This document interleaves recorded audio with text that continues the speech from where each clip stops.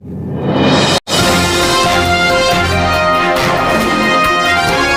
top stories this evening, sponsored by Courts, bringing value home. Anna Regina Multilateral Queen's College shine at CSEC and Cape. New measures to be introduced to better CSEC results. Indigenous leaders request additional funding despite $4.84 billion allocation from LCDS, and Guyana projected to produce over 2 million tons of aggregate to meet construction sector demands. HGP Nightly News begins now.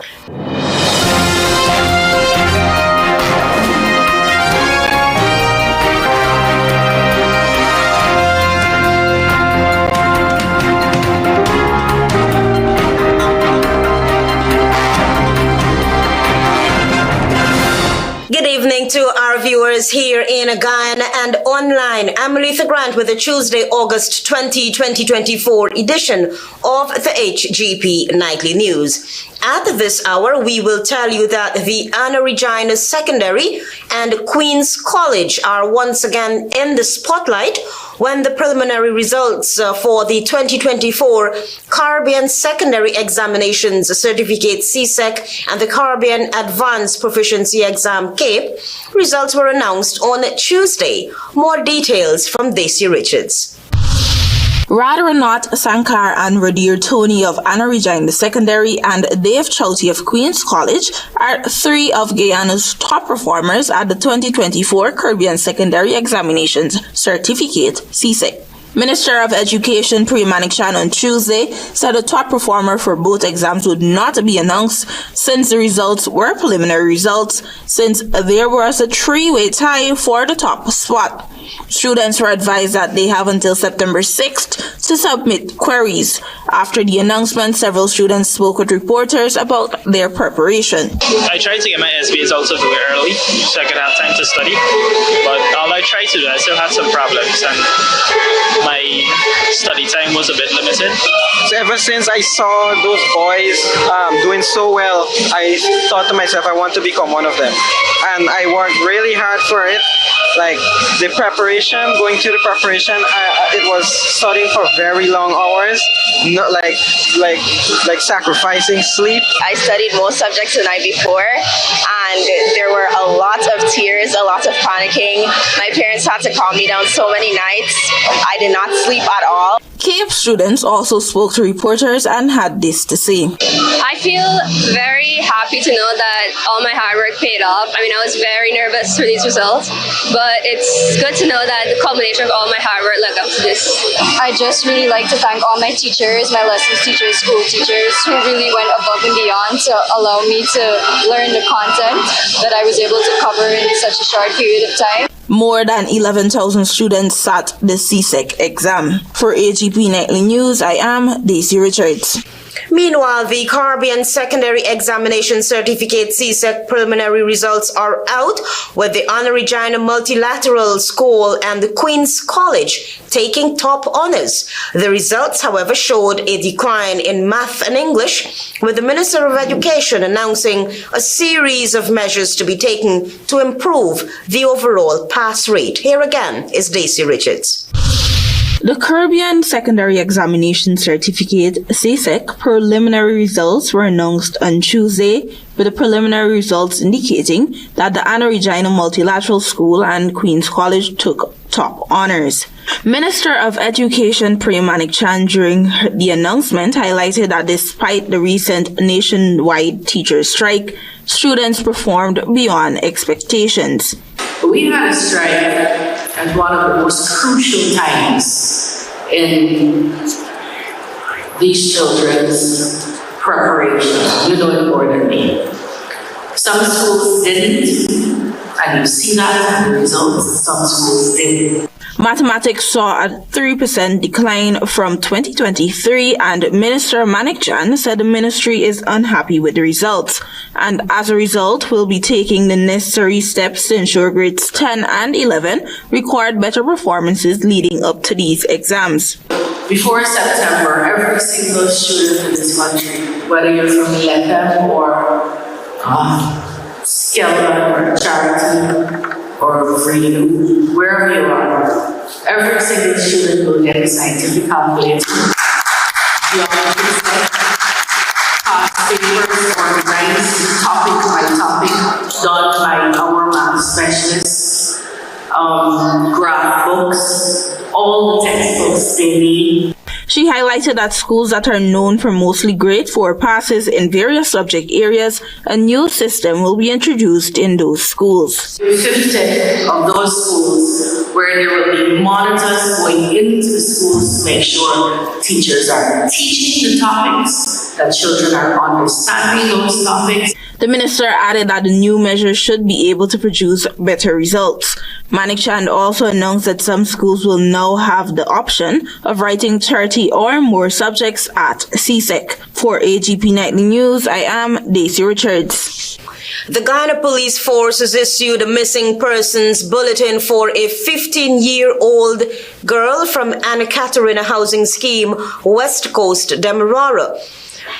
Teenager Talisha Carroll was last seen on May 20, 2024, dressed in her school uniform. She attends the Vredenhoop Secondary School. The police is seeking the public's assistance in locating the teen.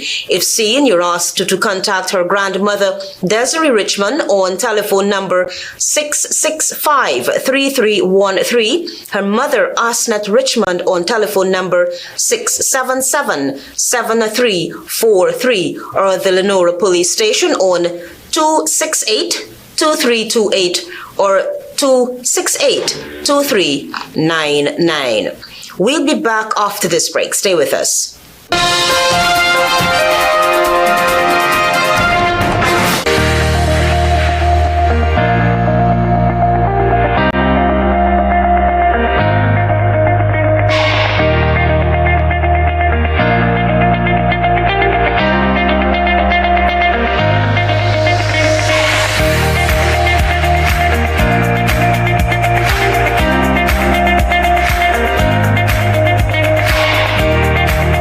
Welcome to SNL Electrical Inc., where lighting and electrical needs are met with expertise and style. From the latest in electrical lamps to durable cables, circuit breakers, panels, we have it all.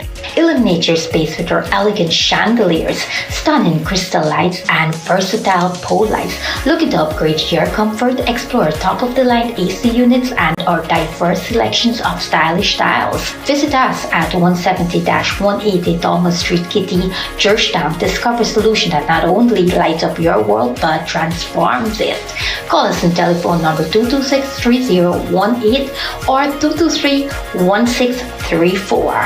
SNL Electrical Inc. powering your life with elegance, quality, and care. Say goodbye to germs with a free Sterling Super Soap automatic dispenser. That's right, get free equipment and installation of our touch-free dispenser. The perfect amount of soap every time ensures clean and germ-free hands. Refilling is quick and easy with 4 amazing fragrances: coconut, sunflower sunrise, pink blossom, and citrus zest. Call us on 265-7403.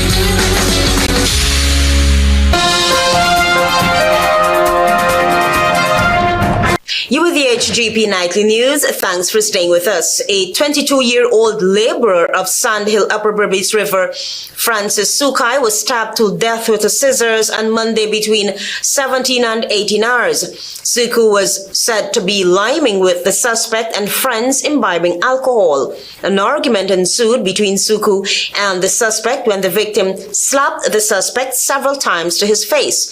The suspect left the shop and returned armed with the scissors and stabbed the young man 5 times about his body, then made good his escape. He was taken to the Linden Hospital complex where he was pronounced dead on arrival. The police are currently looking for the suspect as investigations continue. Accountability and transparency remains a challenge in the majority of indigenous communities, and while addressing the ongoing Tushaus caucus, the subject minister once again emphasized that these key components will ensure growth within villages. Tiana Cole reports. Minister of Amerindian Affairs Pauline Sukai on Monday emphasized the need for indigenous leaders to adhere to the principles of accountability and transparency for the growth of their communities. Accountability and transparent leadership must be upheld to avoid expending far too much time and resources in resolving grievances. The requirement of the law on financial reporting must be upheld. The minister reminded leaders that it is the responsibility of the village council to collectively manage village resources and to administer the affairs of the people. The Ministry of Amerindian Affairs, and by extension the government of Guyana, commits to delivering training. A much more aggressive training session will be executed so that we can together work on the improvement of accountability. She added that her ministry will continue to advance its annual program to support agriculture, women, tourism, infrastructure, transportation, youth and students, among other areas of investments in indigenous villages. I wish to also point out that since 2020, there's been a reversal of the neglect which was pervasive in many of the villages, both in the hinterland and in the riverine communities. Sukai informed the gathering that government will continue investing financially in village development. That the transformation that is taking place in villages across the hinterland have seen the replenishment of this household solar systems. This year's National Tushao Council (NTC) conference is being held under the theme, quote-unquote, Astute Leadership for Amerindian Development. Tianoko reporting for the HGP Nightly News. Meanwhile, as the government announces a $4.84 billion allocation from Guyana's carbon credits to indigenous villages and communities, several Tushaos requested additional funding for the development of their communities as they believe the disaggregated sums are inadequate. Antonia Day explains. On Monday, Head of State Irfan Ali announced that this year indigenous villages and communities would receive 26.5% of Guyana's earnings from carbon credits.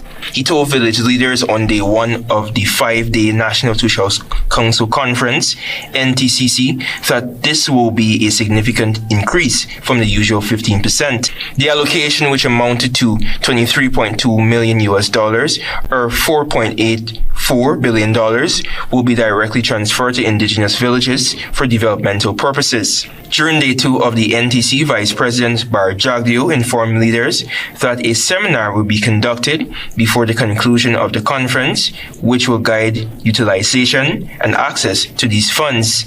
We have to work with the NTC so that the NTC can do more outreach and also help the leadership of the NTC, also help people to fill up their forms. Several village representatives, however, have requested additional sums to assist with developmental works in their communities, which may have started but were not completed. For Bukari, we have opened up some track and field track.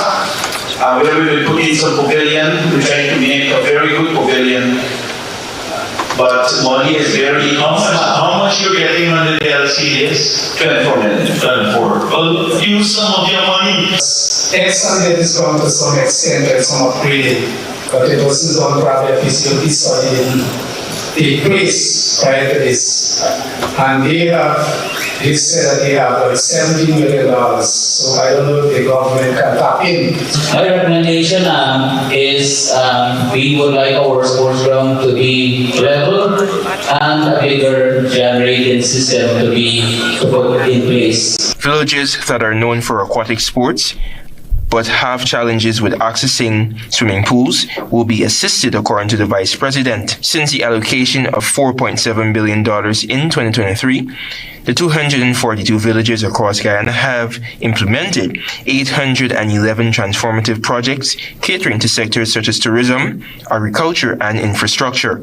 Antonio Day reporting for the HGP Nightly News. Join us after the break for more news. Planning a cleanup we can help. Sevon's Waste Management skip bins can be provided for home renovation projects, yard cleanup, or construction project. It's simple. Step 1, give us a call. Step 2, we put down the bin. Step 3, load it up with all of your junk. Step 4, we take it away. That's simple. Bins are also available in various sizes, so there is no job that is too big or too small. Call Sevon's Waste Management today at 218-1455. Over 205,000 school-aged children benefit from a $45,000 Because We Care cash grant and uniform voucher. This initiative helps parents ensure their children have the tools needed for education. Oil and gas revenue makes up 29% of the 2024 budget.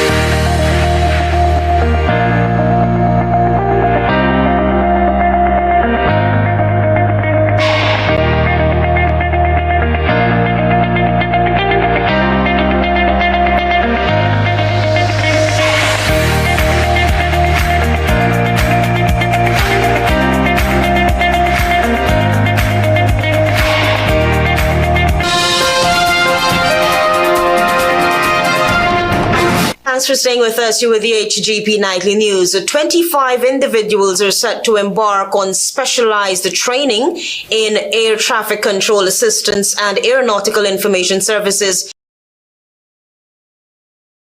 Aviation Training School. Tiana Cole has the details.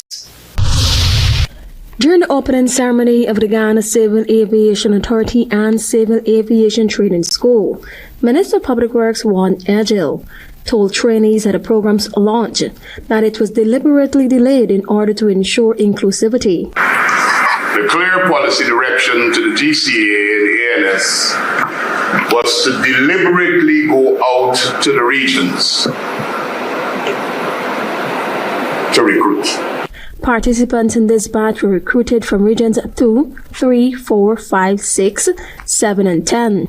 Egil emphasized that while regions 8 and 9 are the two most significant areas where the majority of domestic flights operate, participants from those regions are not yet included in this cohort, and a deliberate effort will be made to include them in the next batch.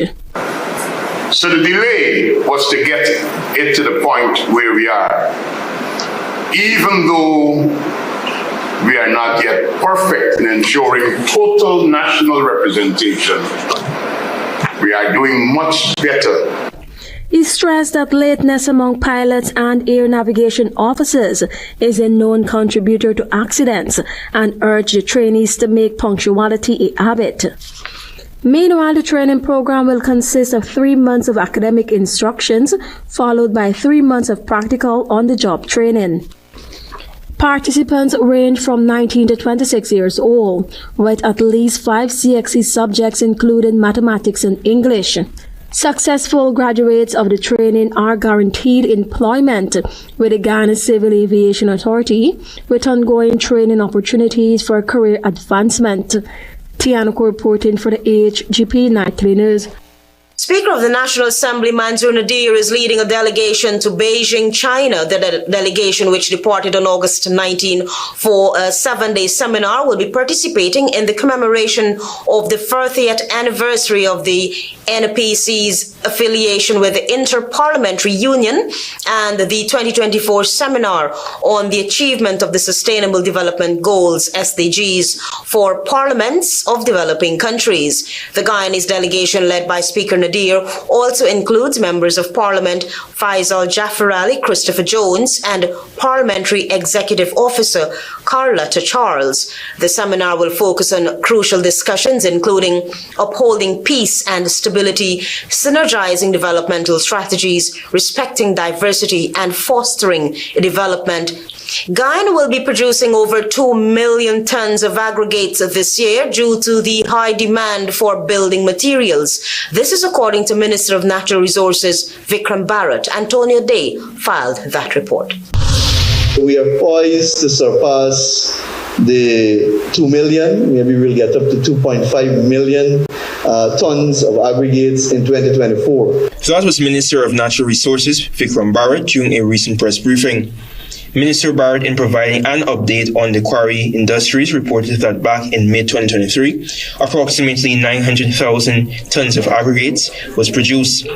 By the end of July this year, the country's aggregate production peaked to 1.6 million tons. That is because of the expansion of the quarry sector, the refinancing and the additional investment being made by the existing long-standing quarry operators. Vikram noted that due to the new licenses issued over the last few years, some quarries are now in operation. Aggregates are raw materials produced from natural resources extracted from pits and quarries.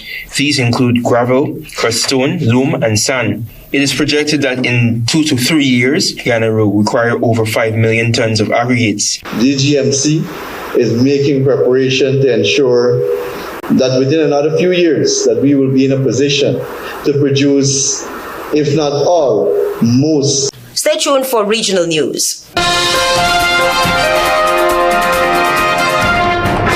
Visit Gaffur's Tiles and Sanitary Ware Department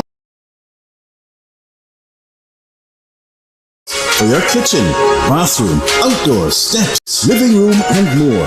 The tile department also provides products to clean, polish, and protect your tiles. Tile trims to give your tile area a complete look.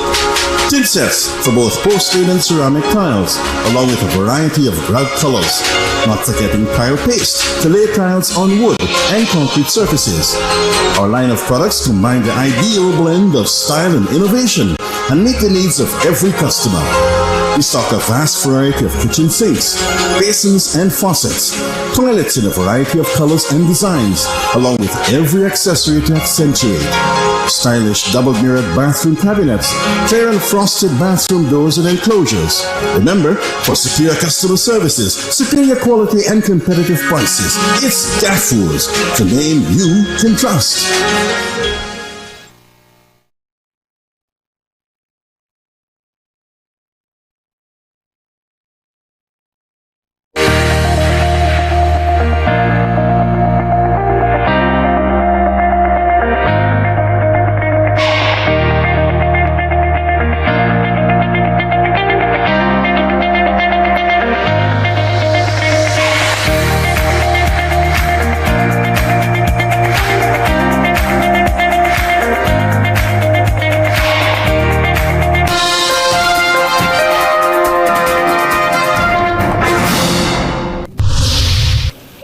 And welcome to Tuesday's edition of the Regional News.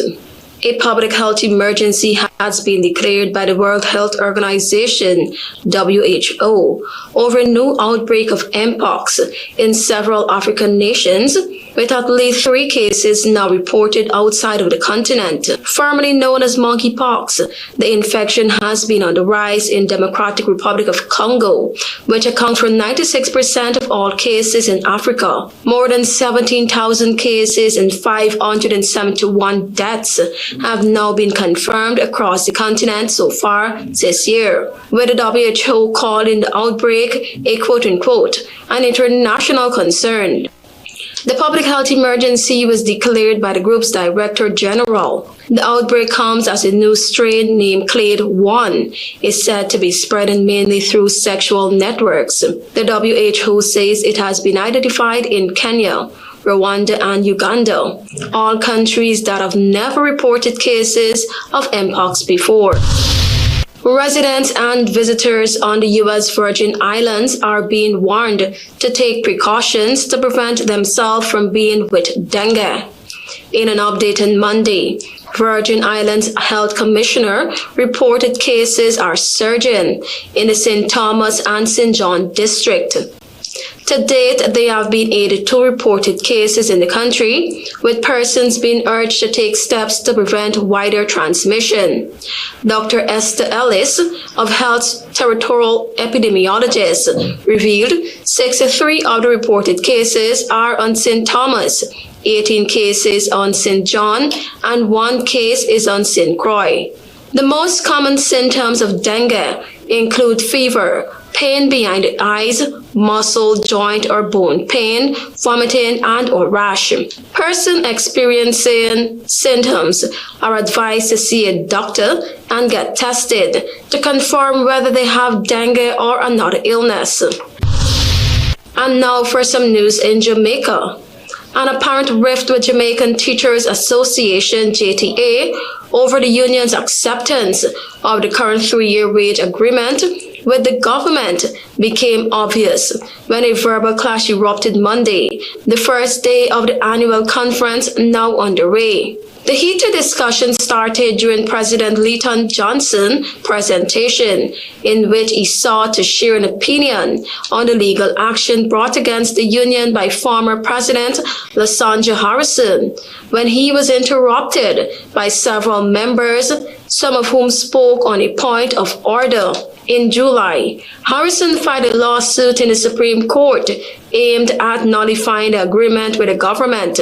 In the suit, Harrison contended that a special delegates vote held virtually in March last year to accept the wage offer presented by the Ministry of Finance and the Public Service was in breach of the GTA's constitution. The majority, 80% of the delegates who attended the virtual meeting, voted to accept the 3-year agreement that guaranteed a 20% minimum increase in basic salary after tax. The agreement took effect April 1, 2022. Johnson told members during the second session of a 3-day conference that such a move by the former president is costly to the association. A court date is yet to be set for the suit to be heard, but Johnson told the conference that while a lawyer has been retained, the document served on the union did not have a date or court stamp. He said this was indicated to the lawyer representing Harrison. Thank you for watching. I am Tiana Cole.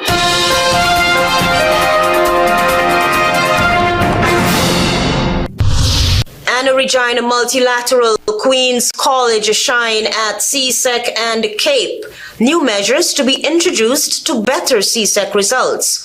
Indigenous leaders request additional funding despite $4.84 billion allocation from LCDS. And Guyana projected to produce over 2 million tons of aggregate to meet construction sector demands. Those are all major headlines for these stories and more. Please go to our website. It's www.hgptv.com. I'm Melissa Grant. Thanks for watching.